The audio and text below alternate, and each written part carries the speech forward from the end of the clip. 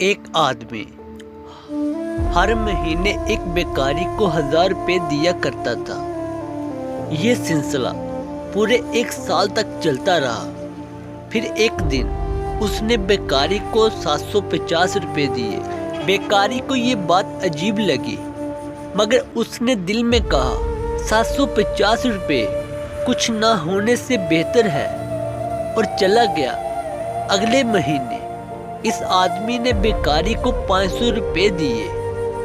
یہ دیکھ کر بیکاری حیران ہوا اور آدمی سے پوچھا، آپ مجھے پہلے 1000 روپے دیتے تھے، پھر 750 اور اب 500، یہ کیوں ہو رہا ہے؟ کیا میں وجہ جان سکتا ہوں؟ آدمی نے جواب دیا، پہلے میرے بچے چھوٹے تھے اور میں خوشحال تھا، اس لیے تمہیں 1000 روپے دیتا تھا۔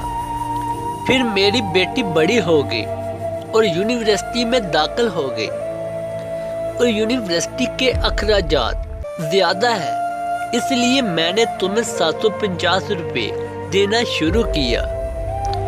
اب میرا دوسرا بیٹا بھی یونیورسٹی میں داخل ہو گیا ہے اور اخراجات اور بڑھ گئے، اس لیے میں نے تمہیں 500 روپے دیے۔ یہ سن کر بیکاری نے سوال کیا، آپ کے کتنے بچے ہیں؟ آدمی نے کہا، 4 بچے۔ یہ سن کر بیکاری بولا، میں فکر مند ہوں کہ کہیں آپ اپنے سارے بچوں کو میرے خرچ پر ہی نہ پڑھا لے۔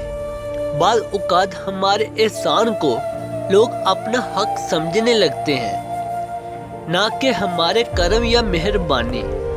دعا ہے کہ اللہ تعالی ہم سب کو اس پر عمل کرنے کی توفیق عطا فرمائے۔